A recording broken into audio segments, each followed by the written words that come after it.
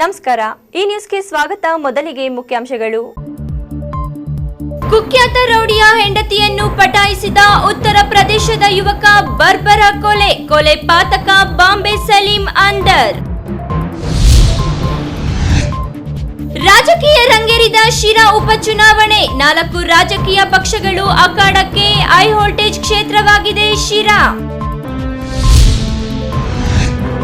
ಕೆಚ್ಚೆದೆಯ ನೌಕಾಸೇನೆಯ commander ಪ್ಯಾರಾಮೋಟರ್ riding ಮಾಡುವಾಗ ಅಪಘಾತ, commander Madhusudan ಸಾವು. ಸಕಲ ಸರ್ಕಾರಿ ಗೌರವಗಳೊಂದಿಗೆ ಅಂತಿಮ ಸಂಸ್ಕಾರ.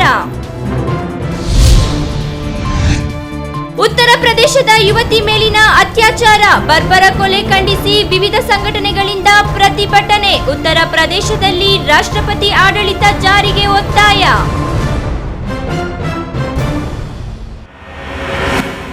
ವಾರ್ತೆಗಳ ವಿವರ. ಅವನು ಬಡ ಹುಡುಗ, ದೂರದ ಉತ್ತರ ಪ್ರದೇಶದಿಂದ ಬೆಂಗಳೂರಿಗೆ ಕೆಲಸ ಅರಸಿ ಬಂದಿದ್ದ. ಆದ್ರೆ ಅದೇಗೋ ಏನೋ ಅವನಿಗೆ ಇಲ್ಲಿ ಪರಿಚಯವಾದವಳು ಬೆಂಗಳೂರು, ಹೈದರಾಬಾದ್, ಬಾಂಬೆಯನ್ನೇ ಗಡಗಡ ನಡಗಿಸುವಂತಹ ಕುಖ್ಯಾತ ರೌಡಿಯ ಪತ್ನಿ. ರೌಡಿಯಾಗಿದ್ದವನು ಜೈಲು ಸೇರಿದ್ದೇ ತಡ. ಇತ್ತ ಆ ಕುಖ್ಯಾತ ರೌಡಿಯ ಹೆಂಡತಿ ಆ ಯುವಕನ ಜೊತೆ ಚಾಟಿಂಗ್ ಮಾಡ್ತಾ ಚಕ್ಕಂದ ಆಡ್ತಾ ಆರಾಮಾಗಿ ಇದ್ಲು. ಆದ್ರೆ ಜೈಲಿನಿಂದ ಹೊರಬಂದ ಕುಖ್ಯಾತ ರೌಡಿಗೆ ವಿಷಯ ಗೊತ್ತಾಗಿ ಮಾಡಿದ್ದೇನು ಗೊತ್ತಾ? ಬಾಂಬೆ ಸಲೀಂನ ಮತ್ತೊಂದು ಮರ್ಡರ್ ಸ್ಟೋರಿ ಇಲ್ಲಿದೆ ನೋಡಿ.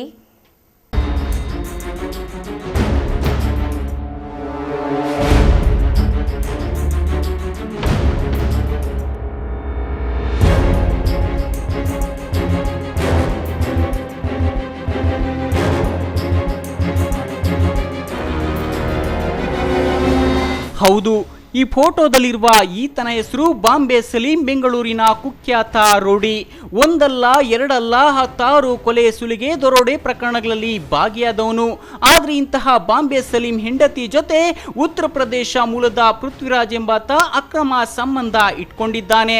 ಬೆಂಗಳೂರಿನ ಪೀಣ್ಯ ಕೈಗಾರಿಕಾ ಪ್ರದೇಶದಲ್ಲಿ ಕೆಲಸ ಮಾಡ್ತಿದ್ದ ಈ ಪೃಥ್ವಿರಾಜ್ ಬಾಂಬೆ ಸಲೀಂ ಜೈಲಿನಲ್ಲಿದ್ರೆ ಆತನ 2ನೇ ಪತ್ನಿ ಸಕೀನಾ ಪೃಥ್ವಿರಾಜ್ ಜೊತೆ ಚಾಟಿಂಗು ಮಾಡ್ತಾ ಚಕ್ಕಂದ ಆಡ್ತಿದ್ದ.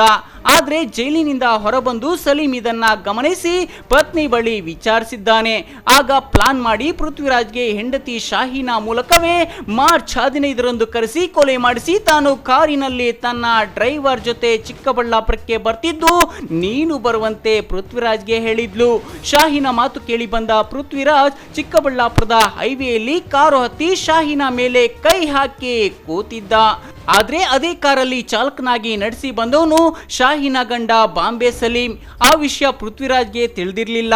ಮೊದಲೇ ಪ್ಲಾನ್ ಮಾಡಿದಂತೆ ಬಾಂಬೆ ಸಲೀಂ ತನ್ನ ಹೆಂಡತಿಯನ್ನ ವಾಪಸ್ಸು ಕಳುಹಿಸಿ ಬಾಗೇಪಲ್ಲಿಯ ತನ್ನ 4 ಸಹಚರರ ಜೊತೆ ಪೃಥ್ವಿರಾಜ್ನನ್ನ ಕರೆದುಕೊಂಡು ಹೋಗಿ ಚಿತ್ರಾವತಿ ಡ್ಯಾಂ ಬಳಿಯ ನಿರ್ಜನ ಪ್ರದೇಶದಲ್ಲಿ ಮಾರ್ಚ್ 15ರ ರಾತ್ರಿ ಡ್ರ್ಯಾಗರ್ ಹಾಗೂ ಮಾರಕಾಸ್ತ್ರಗಳಿಂದ ಮನಸ್ಸೋ ಇಚ್ಛೆ ಚುಚ್ಚಿ ಮರ್ಡರ್ ಮಾಡಿದ್ರು.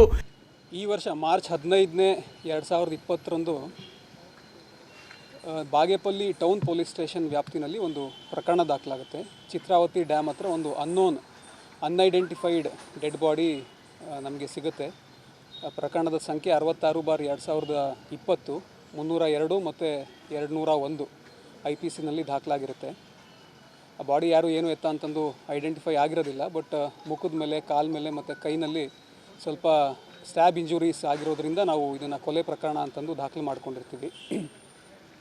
ಅದಾದ ನಂತರ ತನಿಖೆ ಮಾಡಿ ನೋಡಲಾಗಿ ನಮ್ಮ DYSP ನೇತೃತ್ವದ ಒಂದು ತಂಡ, ನಮ್ಮ ಇನ್ಸ್ಪೆಕ್ಟರ್ ನಯಾಜು, DYSP ರವಿಶಂಕರ್ ಅವರು, ಬಾಗೇಪಲ್ಲಿ PSI ಸುನಿಲ್ ಹಾಗೂ ಸಿಬ್ಬಂದಿಗಳಾದಂಥ ಶಿವಪ್ಪ ಬ್ಯಾಕೋಡು ಮತ್ತು ಅಂಬರೀಷ್ ಭಾಳ ಒಂದು ಅತ್ಯುತ್ತಮ ಕೆಲಸ ಮಾಡಿ ಈ ಪ್ರಕರಣನ ಭೇದಿಸಿದ್ದಾರೆ. ನಮ್ಮ ತನಿಖೆಯಲ್ಲಿ ಏನು ವಿಷಯ ಹೊರಗೆ ಬಂತು ಅಂತಂದರೆ ಈ ಕೊಲೆನ 5 ಜನ ಸೇರಿಕೊಂಡು ಮಾಡಿರ್ತಾರೆ. ಮೊದಲನೇದಾಗಿ ಬಾಂಬೆ ಸಲೀಂ ಅಂತ ಇವನೊಬ್ಬ ನಟೋರಿಯಸ್ ರೌಡಿ ಶೀಟರ್ ಇರ್ತಾನೆ. ಬೆಂಗಳೂರಿನಲ್ಲಿ ಹಾಗೂ ಬೇರೆ ಜಿಲ್ಲೆಗಳಲ್ಲಿ ಹಲವಾರು ಪ್ರಕರಣಗಳು ದಾಖಲಾಗಿರುತ್ತೆ. ಸುಮಾರು 38 ಪ್ರಕರಣಗಳು ದಾಖಲಾಗಿದೆ ಅವನ ಮೇಲೆ. ಇನ್ನು ಮಾರ್ಚ್ 16ರ ಬೆಳಗ್ಗೆ ವಿಷಯ ತಿಳಿದು ಘಟನಾ ಸ್ಥಳಕ್ಕೆ ಭೇಟಿ ನೀಡಿದ್ದ ಬಾಗೇಪಲ್ಲಿ CPI ಅಂದಿನ ಪ್ರಭಾರ SP ಜಾಹ್ನವಿ ತನಿಖೆ ಪರಿಶೀಲನೆ ನಡೆಸಿ ಪ್ರಕರಣ ದಾಖಲಿಸಿಕೊಂಡಿದ್ರು. ಮೃತ ಯುವಕನ ಕೈ ಮೇಲೆ ಇದ್ದ ಟ್ಯಾಟ್ಯೂ ಗುರು ಪ್ರೀತ್ ಅನ್ನೋ ಗುರುತುಗಳು ಬಿಟ್ರೆ ಮೃತನ ನಾಮಧೇಯ ವಿಳಾಸ ಯಾವುದು ತಿಳಿದು ಬಂದಿರಲಿಲ್ಲ.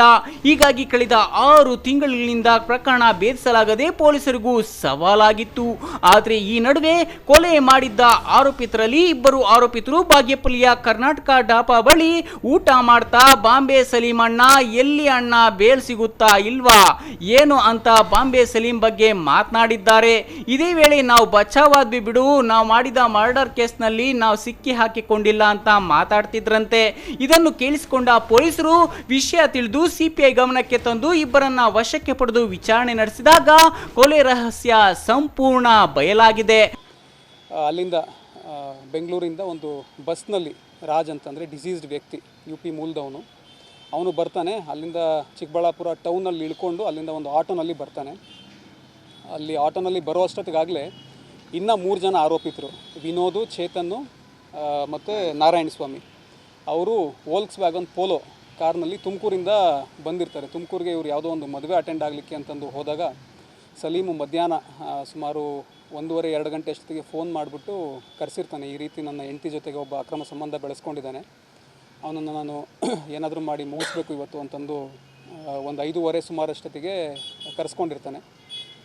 ಇವರು 5 ಜನ ಸೇರಿಕೊಂಡು ಅಲ್ಲಿ ಪ್ಲ್ಯಾನ್ ಮಾಡ್ಕೋತಾರೆ ಹೇಗೆ ಕೊಲೆ ಮಾಡಬೇಕು ಅಂತಂದು. 3 ಆಯುಧಗಳನ್ನ ಮುಂಚೆನೇ ತಂದು ಅವನು I-20 ಕಾರ್ನಲ್ಲಿ ಇಟ್ಕೊಂಡಿರ್ತಾರೆ.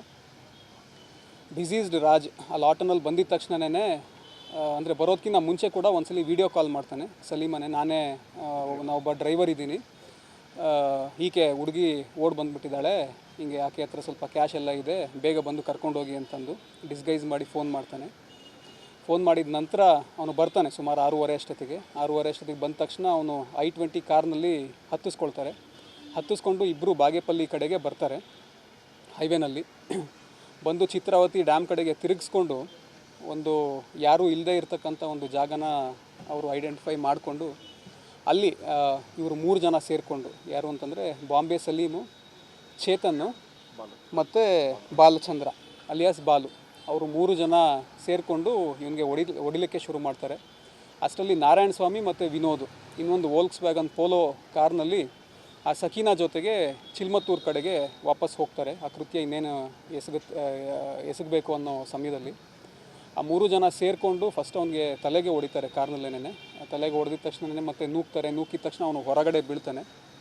ಹೊರಗಡೆ ಬಿದ್ದ ನಂತರ ಬಾಂಬೆ ಸಲೀಂ ಮತ್ತು ಚೇತನ್ ಮತ್ತು ಬಾಲು 3 ಜನ ಸೇರಿಕೊಂಡು ಅವನಿಗೆ ಚಾಕುವಿಂದ ಮತ್ತು ಮಚ್ಚಿನಿಂದ ಇರಿದು ಕೊಲೆ ಮಾಡ್ತಾರೆ. ಈ ಪ್ರಕರಣದಲ್ಲಿ ನಾವಾಗಲೇ 4 ಜನ ಆರೋಪಿತರನ್ನ ಬಂಧಿಸಿದ್ದೀವಿ.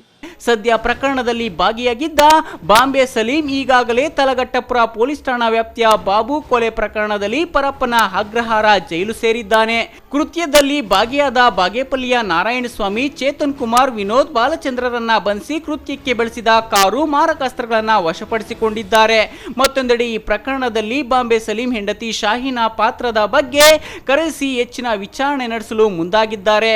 ಇತ್ತ ಮೃತ ಯುವಕನ ಕುಟುಂಬಸ್ಥರು ಯುವಕ ಸತ್ತು 6 ತಿಂಗಳು ಕಳೆದ್ರೂ ಅವರಿಗೆ ಮಾಹಿತಿಯೇ ಇರಲಿಲ್ಲ, ಕಾಣೆಯಾಗಿದ್ದಾನೆ ಅಂತ ಕೇಸ್ ಕೊಟ್ಟು ಸುಮ್ಮನಾಗಿದ್ದು, ಸದ್ಯ ಅವರ ಮಗನ ಸಾವಿನ ಬಗ್ಗೆ ಬಾಗೇಪಲ್ಲಿ ಪೊಲೀಸರೇ ಅವರಿಗೆ ವಿಷಯ ಮುಟ್ಟಿಸಿದ್ದಾರೆ. ಸುಬ್ಬು, ಈ ನ್ಯೂಸ್, ಬಾಗೇಪಲ್ಲಿ. ದಿವಂಗತ ಶಾಸಕ ಬಿ ಸತ್ಯನಾರಾಯಣ ರವರ ಅಕಾಲಿಕ ಸಾವಿನಿಂದ ತೆರವಾಗಿದ್ದ ಶಿರಾ ವಿಧಾನಸಭಾ ಕ್ಷೇತ್ರದಲ್ಲಿ ನವೆಂಬರ್ 3ರಂದು ಮತದಾನ ನಡೆಯಲಿದೆ. ಕ್ಷೇತ್ರದಲ್ಲಿ ಈಗಾಗಲೇ ಚುನಾವಣೆ ನಡೆಯುವ ದಿನ ಘೋಷಣೆಯಾಗಿದ್ದು, ಬಿಜೆಪಿ, ಕಾಂಗ್ರೆಸ್, ಜೆಡಿಎಸ್ ಹಾಗೂ ಜೆಡಿಯು ಪಕ್ಷದ ಅಭ್ಯರ್ಥಿಗಳು, ಕಾರ್ಯಕರ್ತರು ಪ್ರಚಾರದಲ್ಲಿ ತೊಡಗಿದ್ದಾರೆ.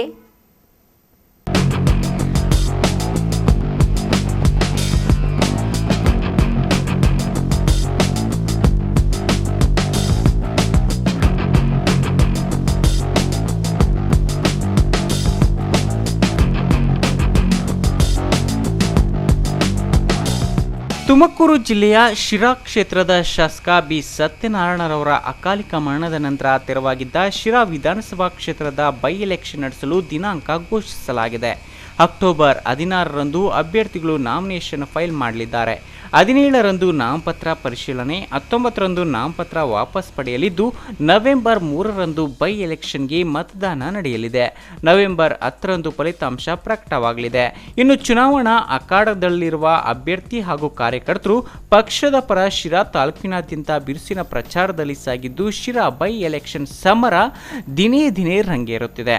ಈ ಬಾರಿ ಶಿರಾದಲ್ಲಿ ನಡೆಯುವ ಬೈ ಎಲೆಕ್ಷನ್ ಅಖಾಡದಲ್ಲಿ ಕಾಂಗ್ರೆಸ್ನಿಂದ ಮಾಜಿ ಸಚಿವ ಟಿ.ಬಿ. ಜಯಚಂದ್ರ, ಬಿಜೆಪಿ ಬಿಜೆಪಿಯಿಂದ ಮಾಜಿ ಸಂಸದ ಸಿಪಿ ಮೂಡಲಗಿರಿಯಪ್ಪ ಪುತ್ರ ಡಾಕ್ಟರ್ ರಾಜೇಶ್ ಗೌಡ್ರು, ಜೆಡಿಯುನಿಂದ ಲಿಂಗದಹಳ್ಳಿ ಚೇತನ್ ಕುಮಾರ್ ಅಭ್ಯರ್ಥಿಗಳೆಂದು ಒಂದಂತಕ್ಕೆ ಖಚಿತವಾಗಿದೆ.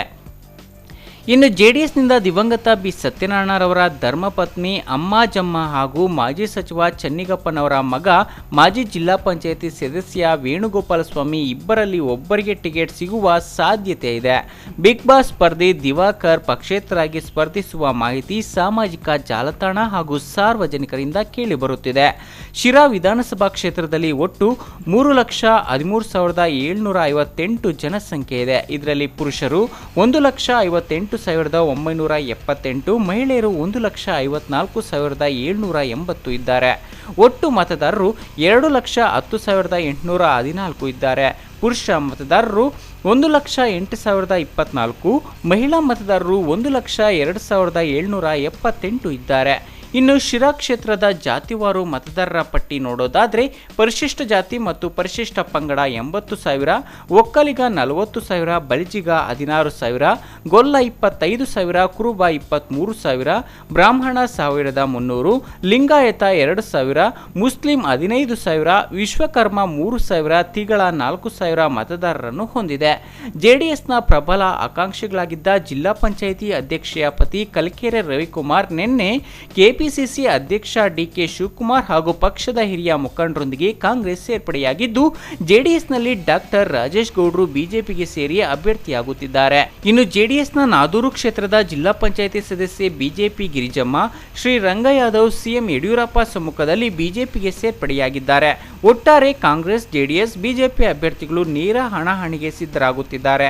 ಹೆಚ್ಚು ಕುಂಚಿಟಿಗರ ಮತಗಳಿರುವ ಕ್ಷೇತ್ರದಲ್ಲಿ ಕುಂಚಿಟಿಗ ಅಭ್ಯರ್ಥಿಗಳೇ ಸ್ಪರ್ಧಿಸುತ್ತಿದ್ದಾರೆ. ಐತಿಹಾಸಿಕ ಕ್ಷೇತ್ರವಾದ ತಿಮ್ಮಪ್ಪ ನಾಯಕನ ಕೋಟೆಯ ಅಧಿಪತಿ ಯಾರಾಗ್ತಾರೆ ಎನ್ನೋ ಕುತೂಹಲ ಇದೀಗ ಮೂಡಿದೆ. ಚಿಕ್ಕಣ್ಣ SD, ಈ ನ್ಯೂಸ್, ತುಮಕೂರು.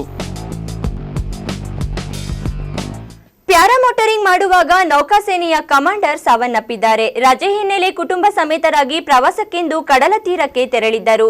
ಪ್ಯಾರಾಮೋಟರಿಂಗ್ ಬಿಡಿ ಭಾಗಗಳು ಸುತ್ತಿಕೊಂಡಿದ್ದು ಆಸ್ಪತ್ರೆಗೆ ಸಾಗಿಸುವ ಮಾರ್ಗ ಮಧ್ಯೆ ಕಮಾಂಡರ್ ಮಧುಸೂದನ್ ರೆಡ್ಡಿ ಸಾವನ್ನಪ್ಪಿದ್ದಾರೆ.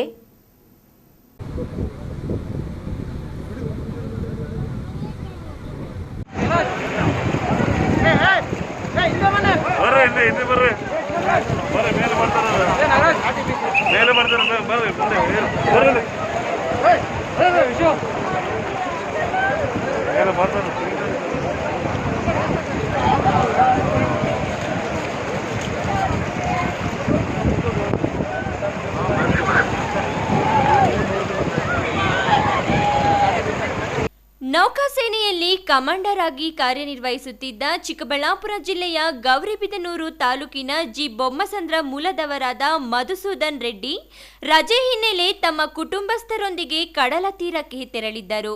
ಶುಕ್ರವಾರ ಸಂಜೆ 5 ಗಂಟೆಯ ವೇಳೆಗೆ ರೆಡ್ಡಿ ಪ್ಯಾರಾಮೋಟರಿಂಗ್ ಮಾಡುತ್ತಿದ್ದರು. ಆದರೆ ಪ್ಯಾರಾಚೂಟ್ ಬಿಡಿ ಭಾಗಗಳು ಸವಾರರ ದೇಹಕ್ಕೆ ಪ್ಯಾರಾಮೋಟರ್ಗೆ ಸುತ್ತಿಕೊಂಡಿದೆ. ಗೈಡರ್ ಡಾಕ್ಟರ್ ವಿದ್ಯಾಧರ ವೈದ್ಯ ಹಾಗೂ ಮಧುಸೂದನ್ ಇಬ್ಬರು ಅರಬ್ಬಿ ಸಮುದ್ರದಲ್ಲಿ ಬಿದ್ದಿದ್ದು ಮಧುಸೂದನ್ ರೆಡ್ಡಿ ಆಸ್ಪತ್ರೆಗೆ ಸಾಗಿಸುವ ಮಾರ್ಗ ಮಧ್ಯೆ ಸಾವನ್ನಪ್ಪಿದರು. ಕಳೆದ ಶುಕ್ರವಾರ ಸಂಜೆ ಕಾರವಾರ ನಗರದ ರವೀಂದ್ರನಾಥ್ ಟಾಗೋರ ಕಡಲ ತೀರದಲ್ಲಿ ಅವಘಡ ನಡೆದಿದೆ. ಪ್ಯಾರಾಮೋಟರ್ ಬೀಳುತ್ತಿರುವ ವಿಡಿಯೋ ಸಾಮಾಜಿಕ ಜಾಲತಾಣಗಳಲ್ಲಿ ವೈರಲ್ ಆಗಿದೆ. ಸಕಲ ಸರ್ಕಾರಿ ಗೌರವದೊಂದಿಗೆ ಅಂತ್ಯ ಸಂಸ್ಕಾರ ನಡೆಸಲಾಯಿತು.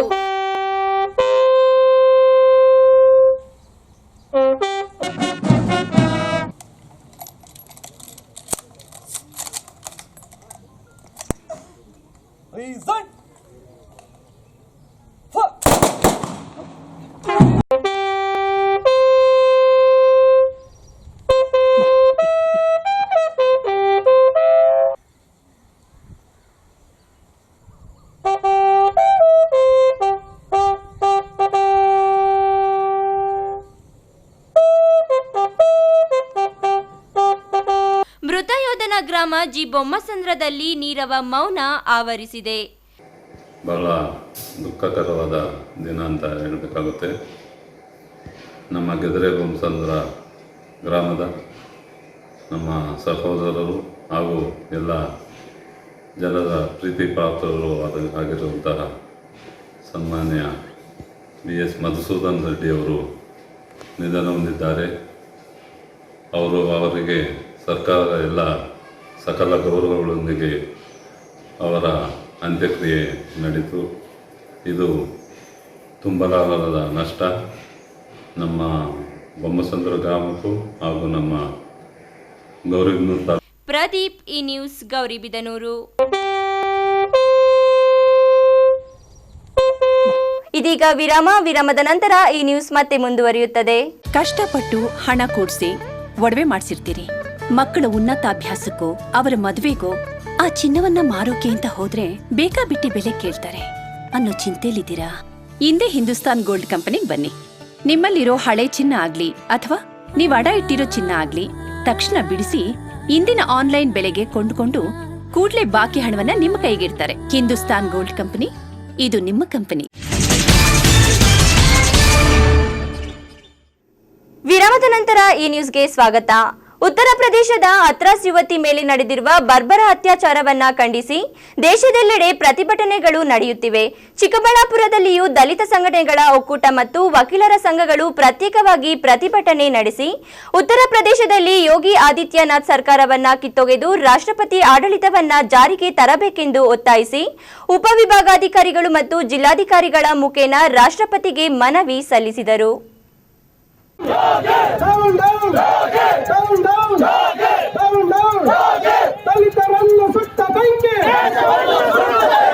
ಉತ್ತರ ಪ್ರದೇಶದ ಹತ್ರಾಸ್ನಲ್ಲಿ ದಲಿತ ಯುವತಿಯನ್ನ ಅಪಹರಿಸಿ ಅತ್ಯಾಚಾರ ನಡೆಸಿ ಆಕೆಯ ಬೆನ್ನುಮೂಳೆ ಮುರಿದು ಕತ್ತು ಇಸುಕಿ ಬಿಸಾಡಿದ್ದ ಯುವತಿ ದೆಹಲಿ ಆಸ್ಪತ್ರೆಯೊಂದರಲ್ಲಿ 15 ದಿನಗಳಿಗೆ ಕೊನೆಯುಸಿರೆಳೆದಿದ್ದಾಳೆ. ಇದು ಮತ್ತೊಂದು ನಿರ್ಭಯ ಕೇಸಿನಂತ ಘಟನೆ ಮರುಕಳಿಸಿದೆ ಎಂದು ಒತ್ತಾಯಿಸಿ ದೇಶದಾದ್ಯಂತ ಪ್ರತಿಭಟನೆಗಳು ಹೆಚ್ಚಾಗುತ್ತಿವೆ. ಉತ್ತರ ಪ್ರದೇಶದಲ್ಲಿ ಆದಿತ್ಯನಾಥ್ ಸರ್ಕಾರ ರಚನೆಯಾದ ಮೇಲೆ ದಲಿತರ ಮೇಲೆ ದೌರ್ಜನ್ಯಗಳು ಹೆಚ್ಚಾಗಿವೆ. ಅಲ್ಲಿ ಬಿಜೆಪಿ ಸರ್ಕಾರವನ್ನು ಕಿತ್ತೊಗೆದು ರಾಷ್ಟ್ರಪತಿ ಆಡಳಿತವನ್ನು ಜಾರಿಗೆ ತರಬೇಕೆಂದು ಒತ್ತಾಯ ಮಾಡುತ್ತಿದ್ದಾರೆ. ಚಿಕ್ಕಬಳ್ಳಾಪುರ ನಗರದಲ್ಲಿಯೂ ಇಂದು ದಲಿತ ಸಂಘಟನೆಗಳ ಒಕ್ಕೂಟದಿಂದ ಬೃಹತ್ ಪ್ರತಿಭಟನೆ ಹಮ್ಮಿಕೊಂಡಿದ್ರು. ಅಂಬೇಡ್ಕರ್ ಭವನದಿಂದ ಮೆರವಣಿಗೆ ನಡೆಸಿದ ಒಕ್ಕೂಟದ ಕಾರ್ಯಕರ್ತರು ಶಿಡ್ಲಘಟ್ಟ ವೃತ್ತದಲ್ಲಿ ಮಾನವ ಸರಪಳಿ ನಡೆಸಿ ನಂತರ ಜಿಲ್ಲಾಧಿಕಾರಿಗಳಿಗೆ ಮನವಿ ಸಲ್ಲಿಸಿದರು. ಮತ್ತೊಂದು ಕಡೆ ಚಿಕ್ಕಬಳ್ಳಾಪುರ ಜಿಲ್ಲಾ ವಕೀಲರ ಸಂಘದ ಅಧ್ಯಕ್ಷ ತಮ್ಮೇಗೌಡ ನೇತೃತ್ವದಲ್ಲಿ ಪ್ರತಿಭಟನೆ ನಡೆಸಿ ಉಪ ವಿಭಾಗಾಧಿಕಾರಿಗಳಿಗೆ ಮನವಿ ಸಲ್ಲಿಸಿದರು. ಈ ವೇಳೆ ಮಾತನಾಡಿದ ನಗರಸಭಾ ಸದಸ್ಯ ವಕೀಲರ ಸಂಘದ ಮಾಜಿ ಖಜಾಂಚಿ ಆರ್ ಮಠಮಪ್ಪ, ಉತ್ತರ ಪ್ರದೇಶದಲ್ಲಿ ಆದಿತ್ಯನಾಥ್ ಸರ್ಕಾರ ರಚನೆಯಾದ ಮೇಲೆ ಮಕ್ಕಳ ಮೇಲೆ ಅತ್ಯಾಚಾರಗಳು ಹೆಚ್ಚಾಗಿವೆ. ಹತ್ರಾಸ್ನಲ್ಲಿ ನಡೆದ ಯುವತಿ ಮೇಲಿನ ಅತ್ಯಾಚಾರಕ್ಕೆ ಸರ್ಕಾರ ತಲೆ ಕೆಡಿಸಿಕೊಂಡಿಲ್ಲ.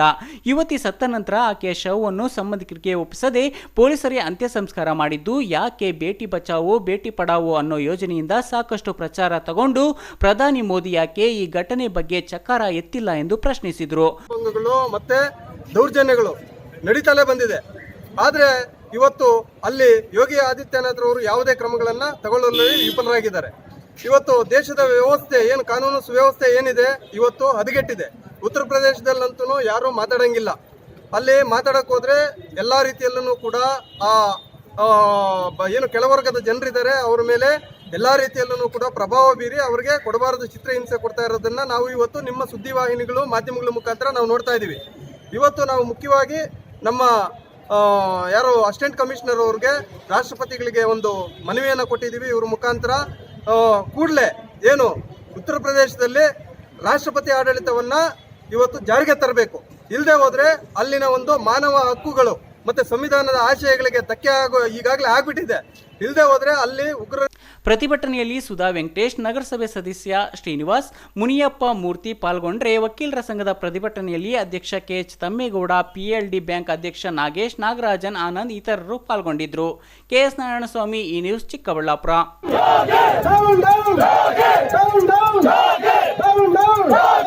ನಕಲಿ ದಾಖಲೆ ಸೃಷ್ಟಿಸಿ ಕೋಟ್ಯಾಂತರ ರೂಪಾಯಿ ಮೌಲ್ಯದ ಸರ್ಕಾರಿ ಭೂಮಿಯನ್ನ ಗುಳುಂ ಮಾಡಲು ಹೊರಟ ಪ್ರಕರಣ ಬಯಲಿಗೆ ಬಂದಿದೆ. ಕೆಂಪೇಗೌಡ ಅಂತಾರಾಷ್ಟ್ರೀಯ ವಿಮಾನ ನಿಲ್ದಾಣ ಪಕ್ಕದಲ್ಲಿಯೇ ಈ ಘಟನೆ ನಡೆದಿದ್ದು, ಸರ್ಕಾರಿ ಆಸ್ತಿ ನುಂಗಲು ಹೊರಟ ಸರ್ಕಾರಿ ಅಧಿಕಾರಿಗಳು ಸೇರಿದಂತೆ ಮತ್ತಿಬ್ಬರ ಮೇಲೆ ಕ್ರಿಮಿನಲ್ ಪ್ರಕರಣ ದಾಖಲಾಗಿದೆ.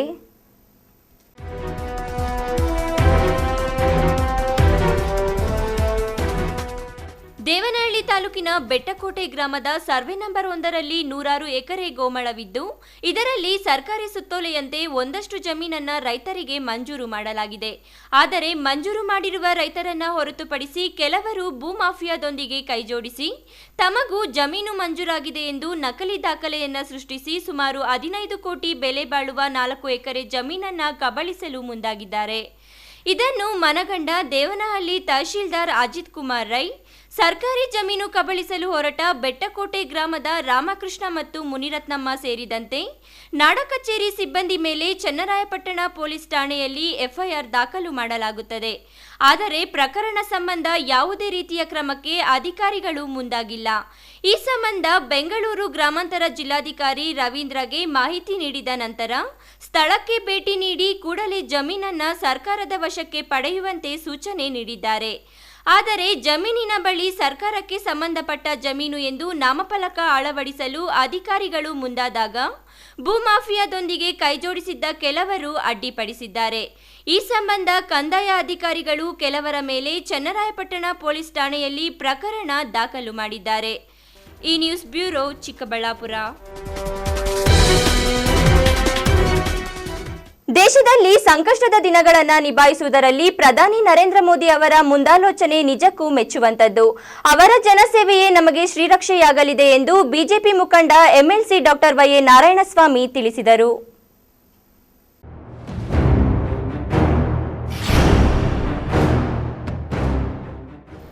ಗೌರಿಬಿದನೂರು ನಗರದ ಬಿಜೆಪಿ ಕಚೇರಿಯಲ್ಲಿ ಆಗ್ನೇಯ ಪದವೀಧರರ ಕ್ಷೇತ್ರ ವಿಧಾನ ಪರಿಷತ್ ಚುನಾವಣೆ 2020 ಸಾಲಿನ ಪದವೀಧರರ ಕ್ಷೇತ್ರ ಅಭ್ಯರ್ಥಿ ಚಿದಾನಂದ ಎಂ ಗೌಡ ಅವರ ಪರ ಚುನಾವಣಾ ಪ್ರಚಾರದಲ್ಲಿ ಭಾಗವಹಿಸಿ ಮಾತನಾಡಿದ ಬಿಜೆಪಿ ಮುಖಂಡ MLC doctor Y A Narayanaswamy, BJP ಪಕ್ಷ ಅಧಿಕಾರ ಬಂದ ಮೇಲೆ ಪ್ರಮುಖ ಕ್ಷೇತ್ರಗಳಿಗೆ ಹೆಚ್ಚಿನ ಆದ್ಯತೆ ನೀಡಿದ್ದು, ಅದರಲ್ಲಿ ಶಿಕ್ಷಣಕ್ಕೆ ಅತಿ ಹೆಚ್ಚು ಅನುದಾನ ನೀಡಿದೆ. ಶಿಕ್ಷಣ ಕ್ಷೇತ್ರದಲ್ಲಿ ಅನೇಕ ಸಮಸ್ಯೆಗಳು ಇದ್ದು ಅವುಗಳ ಸಕಾರಾತ್ಮಕ ಪರಿಹಾರಕ್ಕೆ ನಾವು ಬದ್ಧರಾಗಿದ್ದೇವೆ ಎಂದರು. ಸನ್ಮಾನ್ಯ ಯಡಿಯೂರಪ್ಪನವರು, ಮುಖ್ಯಮಂತ್ರಿಗಳು, ಸನ್ಮಾನ್ಯ ನಳಿನ್ ಕುಮಾರ್ ಕಟೀಲ್ ಅಧ್ಯಕ್ಷರು ಸೇರಿ ಎಲ್ಲರ ಒಮ್ಮತ ಅಭಿಪ್ರಾಯದೊಂದಿಗೆ ಈ ಚುನಾವಣೆಯಲ್ಲಿ ಸಮರ್ಥ ಗೆಲ್ಲಬೇಕಾದ ಅಭ್ಯರ್ಥಿಯಾದಂತಹ ಚಿದಾನಂದ ಗೌಡರಿಗೆ ಭಾರತೀಯ ಜನತಾ ಪಾರ್ಟಿ ಉಮೇದುವಾರಿಕೆ ನೀಡಿದ್ದಾರೆ. ನಮ್ಮ ಅಭ್ಯರ್ಥಿ ಬಹಳ ಗಟ್ಟಿಯಾದ ವಿದ್ಯಾರ್ಥಿನ ಹೊಂದಿರುವಂಥ, ಸಾಮಾಜಿಕ ಕಳಕಳಿ ಇರುವ, ಸಮಾಜ ಕಟ್ಟುವ ಕನಸನ್ನು ಹೊಂದಿ ವಿದ್ಯಾಸಂಸ್ಥೆಗಳ ಸ್ಥಾಪನೆ ಮಾಡಿ ಅದ್ರ ಮುಖಾಂತರ ಎಷ್ಟೋ ಜನರಿಗೆ ಆಶ್ರಯದಾತ ಕೆಲಸ ಮಾಡ್ತಾ ಇರುವಂಥ ಚಿದಾನಂದ ಗೌಡರು ಸಮರ್ಥ ಮತ್ತು ವಿಜಯೀಭವ ಆಗುವ ಅಭ್ಯರ್ಥಿ ನಮ್ಮ ಅಭ್ಯರ್ಥಿ ಆಗಿದ್ದಾರೆ. ನಾನು ಈ ಕ್ಷೇತ್ರದ 34 ತಾಲೂಕುಗಳು ತಿರುಗಿದಾಗ ವಾತಾವರಣ ಸಂಪೂರ್ಣವಾಗಿ ಬಿಜೆಪಿ ಪರ ಇದೆ, ಕಮಲದ ಪರ ಇದೆ, ಬಿಜೆಪಿ ಮಯವಾಗಿದೆ. ಇದಕ್ಕೆ ಕಾರಣ ನರೇಂದ್ರ ಮೋದಿಯವರ ಕಾರ್ಯವೈಖರಿ, ಸಾಧನೆಗಳು, ಯಡಿಯೂರಪ್ಪನವರ ಕಾರ್ಯವೈಖರಿ ಮತ್ತು ಸಾಧನೆಗಳು, ಜೊತೆಗೆ ವಿಶೇಷವಾಗಿ ಶಿಕ್ಷಕ ಸಮುದಾಯಕ್ಕೆ, ಅಧಿಕಾರಿ ನೌಕರ ವರ್ಗಕ್ಕೆ, ಪದವೀಧರರಿಗೆ ಭಾರತ ದೇಶ ಸರ್ಕಾರ ಮತ್ತು ಕರ್ನಾಟಕ ರಾಜ್ಯ ಸರ್ಕಾರ ಸ್ಪಂದನೆ ಮಾಡಿದ ರೀತಿಯಲ್ಲಿ ಇವತ್ತು ಸ್ವಯಂ ಪ್ರೇರಿತರಾಗಿ ಅವರೆಲ್ಲ ಮುಂದೆ ನಿಂತು ನಾವೇ ಚುನಾವಣೆ ಮಾಡ್ತೀವಿ ಅನ್ನೋ ಮಟ್ಟಕ್ಕೆ ಇವತ್ತು ಬಂದಿದ್ದಾರೆ. ಎರಡನೇದಾಗಿ ಇಲ್ಲಿ ಗೆದ್ದಂಥ ಇಬ್ಬರು MLC ಯಾರು ಇವತ್ತು ನಮ್ಮ ಎದುರೊಳೆಯಾಗಿ ಕೆಲಸ ಮಾಡ್ತಾ ಇದ್ದಾರೋ ಅವರಿಗೆ ಎಲ್ಲ ಕಡೆ ಹೋದ್ರೂ ಅವರಿಗೆ ಪ್ರತಿರೋಧ ಯಾಕೆ ವ್ಯಕ್ತ ಆಗ್ತಾ ಇದೆ ಅಂದರೆ ಅವ್ರು ಏನು ಕೆಲಸ ಮಾಡಿದ್ದೀರಿ ಅನ್ನೋ ಮಾತುಗಳು ಕೇಳಿಬರ್ತಾ ಇದೆ. ಅಭ್ಯರ್ಥಿಗಳು ಗೆದ್ದೋದ್ಮೇಲೆ ಕಾಣಿ ಆಗ್ತಾರೆ, ಆಮೇಲೆ ಕೈಗೆ ಸಿಗಲ್ಲ ಅನ್ನೋ ಮಾತುಗಳು ವ್ಯಕ್ತ ಆಗ್ತವೆ. ನನಗೆ ವಿಶ್ವಾಸ ಇದೆ, ನಾನು ಬೇರೆ ಪಾರ್ಟಿಗಳಿಗೆ ಅಭ್ಯರ್ಥಿ ಟೀಕೆ ಮಾಡೋಕ್ಕೆ ಬದಲು ನಮ್ಮ ಪಾರ್ಟಿ ಅಭ್ಯರ್ಥಿ ಚಿದಾನಂದ ಗೌಡ ಎಂ ಮಾತನಾಡಿ, ಮಹತ್ವ ಆಕಾಂಕ್ಷೆಯೊಂದಿಗೆ ಆಗ್ನೇಯ ಪದವೀಧರರ ಕ್ಷೇತ್ರ ವಿಧಾನ ಪರಿಷತ್ ಚುನಾವಣೆಗೆ ನಿಂತಿದ್ದು, ಈ ಭಾಗದಲ್ಲಿ 5 ಜಿಲ್ಲೆಗಳಲ್ಲಿ 32 ತಾಲೂಕು ಸೇರುತ್ತದೆ. ಆಯಾ ಕ್ಷೇತ್ರದ ಮುಖಂಡರ ಮಾರ್ಗದರ್ಶನದಂತೆ ನಾನು ನಡೆದುಕೊಳ್ಳುತ್ತೇನೆ. 1 ಲಕ್ಷ ಮತದಾರರು ಸೇರ್ಪಡೆಯಾಗಿದ್ದಾರೆ, ಅವರ ಒಲವು ನನಗೆ ನೀಡುತ್ತಾರೆ ಎಂಬ ಭಾವನೆ ಇದೆ ಎಂದರು. ನಿರುದ್ಯೋಗ ಪದವೀಧರರಿಗೆ ಸರ್ಕಾರದಿಂದ ಬರುವ ಸವಲತ್ತುಗಳನ್ನು ಒದಗಿಸಲು ನಾನು ಶ್ರಮಿಸುತ್ತೇನೆ ಎಂದು ಈ ವೇಳೆಯಲ್ಲಿ ತಿಳಿಸಿದರು. ಮತದಾರರಿಗೆ ಅದರಲ್ಲೂ ವಿಶೇಷವಾಗಿ ನನ್ನ ಕಾಳಜಿ ಇರೋದು ನಿರುದ್ಯೋಗಿ ಪದವೀಧರರಿಗೆ. ಈಗಾಗಲೇ ಶಿರಾದಲ್ಲಿ ಒಂದು IAS ಅಕಾಡೆಮಿಯನ್ನು ನಾನು ಪ್ರಾರಂಭ ಮಾಡಿ ಕಳೆದ 2 ವರ್ಷದಿಂದ ಉಚಿತವಾಗಿ ಶಿಕ್ಷಣ ಕೊಟ್ಕೊಂಡು ಬಂದಿದ್ದೇನೆ. ಈಗ ಮುಂದಿನ ದಿನಗಳಲ್ಲಿ 32 ತಾಲೂಕಿನ ಪ್ರತಿ ತಾಲೂಕಿನಿಂದ 5 ಜನ ಆಸಕ್ತ ಪದವೀಧರರನ್ನು ಆಯ್ಕೆ ಮಾಡಿಕೊಂಡು ಶಿರಾದಲ್ಲಿ ಕುವೆಂಪು IAS ಅಕಾಡೆಮಿ ಏನಿದೆ ಅಲ್ಲಿ ಅವರಿಗೆ ಊಟ, ವಸತಿ ಮತ್ತು ಶಿಕ್ಷಣ ಎಲ್ಲವನ್ನು ಕೂಡ ಉಚಿತವಾಗಿ ಕೊಡುವಂಥ ಒಂದು ಕಾರ್ಯವನ್ನು ಈಗಾಗಲೇ ಪ್ರಾರಂಭ ಮಾಡಿದ್ದೇನೆ. ಅದನ್ನು ಮುಂದಿನ ದಿನಗಳಲ್ಲಿ 32 ತಾಲೂಕು ಕೂಡ ನಾನು ವಿಸ್ತಾರ ಮಾಡ್ತೇನೆ. ಇದು ಒಂದು. ಎರಡನೇದಾಗಿ ಈ 32 ತಾಲೂಕಿನ ನಿರುದ್ಯೋಗಿ ಪದವೀಧರರಿಗೆ ಸರ್ಕಾರದ ಹಂತದಲ್ಲಿ ಒಂದು ಸ್ಟೈಫಂಡ್ ಕೊಡಿಸುವಂಥ ಒಂದು ವ್ಯವಸ್ಥೆ, ಅದು ಪೆನ್ಷನ್ ಅಲ್ಲ, ಯುವಕರಿಗೆ ಪೆನ್ಷನ್ ಕೊಡಬಾರ್ದು, ರಿಟೈರ್ಡ್ ಆದವರಿಗೆ ಪೆನ್ಷನ್ ಅಲ್ಲ, ಒಂದು ಸ್ಟೈಫಂಡನ್ನು ಕೊಡೋದ್ರ ಮುಖಾಂತರ ಅವರಿಗೆ ಯಾವ ಕ್ಷೇತ್ರದಲ್ಲಿ ಆಸಕ್ತಿ ಇದೆಯೋ ಅವರಿಗೆ ಇವತ್ತಿನ ಪದವಿಗಳು ನಾವೇನು ಕೊಡ್ತಾ ಇದೀವೋ ಆ ಪದವಿಗಳು ಪರಿಪೂರ್ಣವಾಗಿ ಅವರನ್ನು ತಮ್ಮ ಜೀವನ ರೂಪಿಸ್ಕೊಳ್ಳೋದಕ್ಕೆ ಸಾಕಷ್ಟಿಲ್ಲ. ಮುಂದುವರೆದು ಸ್ಟೈಫಂಡನ್ನು ಕೊಟ್ಟು ಅವನಿಗೆ ಯಾವ ಕ್ಷೇತ್ರದಲ್ಲಿ ಆಸಕ್ತಿ ಇದೆಯೋ ಆ ಕ್ಷೇತ್ರದಲ್ಲಿ ಅವನಿಗೆ ವಿಶೇಷವಾದ ತರಬೇತಿ ಶಿಕ್ಷಣದ ಜೊತೆ ಕೊಡುವಂಥ ವ್ಯವಸ್ಥೆಯನ್ನು. ಇದೇ ಸಂದರ್ಭದಲ್ಲಿ ಬಿಜೆಪಿ ಪಕ್ಷದ ಮುಖಂಡರಾದ ಎಂಎ ರವಿನಾರಾಯಣ ರೆಡ್ಡಿ, ತಾಲೂಕು ಅಧ್ಯಕ್ಷ ರಮೇಶ್ ರಾವ್, ನಗರಸಭೆ ಸದಸ್ಯ ಮಾರ್ಕೆಟ್ ಮೋಹನ್, ವಕ್ತಾರ ಜಯಣ್ಣ, ಬಿಜೆಪಿ ಮಹಿಳಾ ಮೋರ್ಚಾ ಅಧ್ಯಕ್ಷೆ ಮುನಿಲಕ್ಷ್ಮಮ್ಮ ಮುಂತಾದವರು ಹಾಜರಿದ್ದರು. ಪ್ರದೀಪ್, ಈ ನ್ಯೂಸ್, ಗೌರಿಬಿದನೂರು.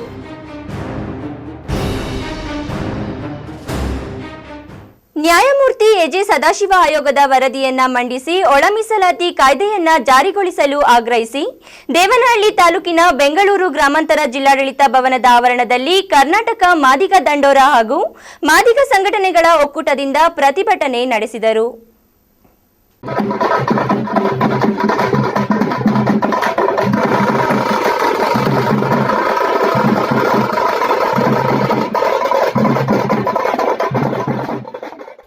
ದೇವನಹಳ್ಳಿ ತಾಲೂಕಿನ ಬೆಂಗಳೂರು ಗ್ರಾಮಾಂತರ ಜಿಲ್ಲಾಡಳಿತ ಭವನದ ಆವರಣದಲ್ಲಿ ವಿವಿಧ ಬೇಡಿಕೆಗಳ ಈಡೇರಿಕೆಗೆಂದು ಕರ್ನಾಟಕ ಮಾದಿಗ ದಂಡೋರ ಹಾಗೂ ಮಾದಿಗ ಸಂಘಟನೆಗಳ ಒಕ್ಕೂಟದ ವತಿಯಿಂದ ಪ್ರತಿಭಟನೆ ನಡೆಸಿ ಜಿಲ್ಲಾಧಿಕಾರಿ ಪಿಎನ್ ರವೀಂದ್ರರವರಿಗೆ ಮನವಿ ಪತ್ರವನ್ನ ಸಲ್ಲಿಸಿದರು.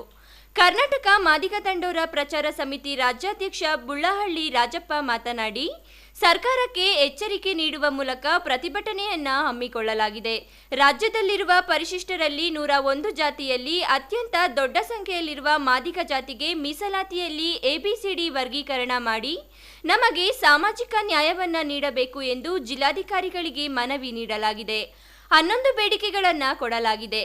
ಎಲ್ಲ ಬೇಡಿಕೆಗಳನ್ನು ಈಡೇರಿಸುವ ಭರವಸೆಯಲ್ಲಿ ಪ್ರತಿಭಟನೆಯನ್ನ ತಟಸ್ಥ ಮಾಡಲಾಗಿದೆ. ಮುಂದೆ ಬೇಡಿಕೆಗಳು ಈಡೇರದ ಪಕ್ಷದಲ್ಲಿ ಬೃಹತ್ ಮಟ್ಟದಲ್ಲಿ ಉಗ್ರವಾದ ಹೋರಾಟ ಮಾಡುವುದು ಖಚಿತ ಎಂದು ಎಚ್ಚರಿಕೆ ನೀಡಿದರು. ಕೈಗೊಳ್ಳದಿರುವಂತಹ ಸರ್ಕಾರಕ್ಕೆ ಒಂದು ಎಚ್ಚರಿಕೆಯನ್ನು ಕೊಡುವ ಮೂಲಕವಾಗಿ ಇವತ್ತು ನಾವು ಕರ್ನಾಟಕದಲ್ಲಿರುವಂತಹ ಪರಿಶಿಷ್ಟರಲ್ಲಿ 101 ಜಾತಿಯಲ್ಲಿ ಅತ್ಯಂತ ಬಹುದೊಡ್ಡ ಸಂಖ್ಯೆಯಲ್ಲಿರುವಂಥ ಈ ಮಾದಿಗ ಜಾತಿಗೆ ಮೀಸಲಾತಿಯಲ್ಲಿ ABCD ವರ್ಗೀಕರಣ ಮಾಡಿ ನಮಗೆ ಸಾಮಾಜಿಕ ನ್ಯಾಯವನ್ನು ಕೊಡಬೇಕು ಅಂತೇಳಿ ನಾವು ಇವತ್ತು ಪ್ರತಿಭಟನೆ ಮಾಡಿ ಮನೆ ಜಿಲ್ಲಾಧಿಕಾರಿಗಳಾದಂಥ ರವೀಂದ್ರ ಸರ್ ಅವರಿಗೆ ನಾವು ಮನವಿಯನ್ನು ಕೊಟ್ಟಿದ್ದೇವೆ. ಇವತ್ತು ಸರ್ಕಾರಗಳು, ಕಾಂಗ್ರೆಸ್ ಸರ್ಕಾರ ಇರಲಿ, JDS ಸರ್ಕಾರ ಇರಲಿ, BJP ಸರ್ಕಾರ ಇರಲಿ, ಎಲ್ಲ ಸರ್ಕಾರಗಳಿಗೆ ಬಹಳ ಸ್ಪಷ್ಟವಾಗಿ ಗೊತ್ತಿದೆ ಈ ಮಾದಿಗರಿಗೆ ಮೀಸಲಾತಿಯಲ್ಲಿ ಅನ್ಯಾಯ ಆಗಿದೆ, ಅವರಿಗೆ ನಾವು ಸಾಮಾಜಿಕ ನ್ಯಾಯ ಕೊಡಬೇಕು ಅಂತೇಳಿ ಅವರ ಮನಸ್ಸಲ್ಲಿದೆ.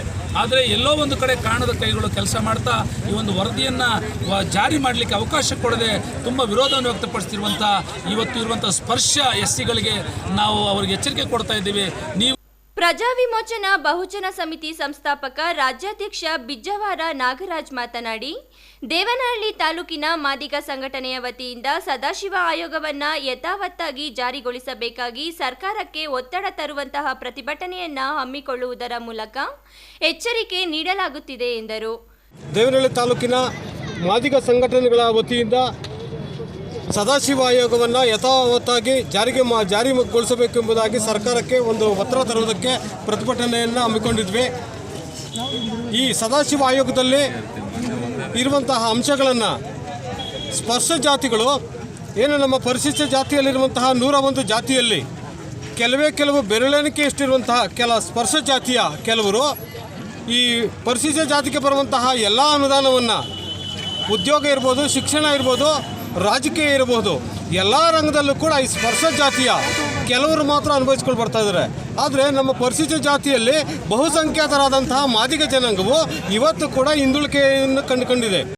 ಈ ಸಂದರ್ಭದಲ್ಲಿ ಕರ್ನಾಟಕ ಮಾದಿಗ ದಂಡೋರ ಹಾಗೂ ಮಾದಿಗ ಸಂಘಟನೆಗಳ BKS ಪ್ರತಿಷ್ಠಾನದ BK ಶಿವಪ್ಪ, ಆದಿಜಾಂಬವ ಸೇವಾ ಟ್ರಸ್ಟ್ನ ಕೃಷ್ಣಮೂರ್ತಿ, ಅರುಂಧತಿ ಸೇವಾ ಟ್ರಸ್ಟ್ ಪದಾಧಿಕಾರಿಗಳು, ಮಾತಾಂಗ ಮಹರ್ಷಿ ಸೇವಾ ಟ್ರಸ್ಟ್ ಪದಾಧಿಕಾರಿಗಳು, ಮಾದಿಗ ಸಮಾಜದ ಮುಖಂಡರು ಇದ್ದರು. ಹೈದರ್ ಸಾಬ್, ಈ ನ್ಯೂಸ್, ದೇವನಹಳ್ಳಿ. ಕೊನೆಯಲ್ಲಿ ಮತ್ತೊಮ್ಮೆ ಮುಖ್ಯಾಂಶಗಳು. ಕುಖ್ಯಾತ ರೌಡಿಯ ಹೆಂಡತಿಯನ್ನು ಪಟಾಯಿಸಿದ ಉತ್ತರ ಪ್ರದೇಶದ ಯುವಕ ಬರ್ಬರ ಕೊಲೆ ಪಾತಕ ಬಾಂಬೆ ಸಲೀಂ ಅಂದರ್. ರಾಜಕೀಯ ರಂಗೇರಿದ ಶಿರಾ ಉಪಚುನಾವಣೆ, 4 ರಾಜಕೀಯ ಪಕ್ಷಗಳು ಅಖಾಡಕ್ಕೆ. ಹೈ ವೋಲ್ಟೇಜ್ ಕ್ಷೇತ್ರವಾಗಿದೆ ಶಿರಾ. ಕೆಚ್ಚೆದೆಯ ನೌಕಾಸೇನೆಯ ಕಮಾಂಡರ್ ಪ್ಯಾರಾಮೋಟರ್ ರೈಡಿಂಗ್ ಮಾಡುವಾಗ ಅಪಘಾತ, ಕಮಾಂಡರ್ ಮಧುಸೂದನ್ ಸಾವು. ಸಕಲ ಸರ್ಕಾರಿ ಗೌರವಗಳೊಂದಿಗೆ ಅಂತಿಮ ಸಂಸ್ಕಾರ. ಉತ್ತರ ಪ್ರದೇಶದ ಯುವತಿ ಮೇಲಿನ ಅತ್ಯಾಚಾರ, ಬರ್ಬರ ಕೊಲೆ ಖಂಡಿಸಿ ವಿವಿಧ ಸಂಘಟನೆಗಳಿಂದ ಪ್ರತಿಭಟನೆ. ಉತ್ತರ ಪ್ರದೇಶದಲ್ಲಿ ರಾಷ್ಟ್ರಪತಿ ಆಡಳಿತ ಜಾರಿಗೆ ಒತ್ತಾಯ. ದಿನನಿತ್ಯದ ವೈಭವೀಕರಣವಿಲ್ಲದ ನೈಜ ಸುದ್ದಿಗಳಿಗಾಗಿ ತಪ್ಪದೆ ವೀಕ್ಷಿಸಿ ಈ ನ್ಯೂಸ್. ವಂದನೆಗಳೊಂದಿಗೆ ರೂಪಾ.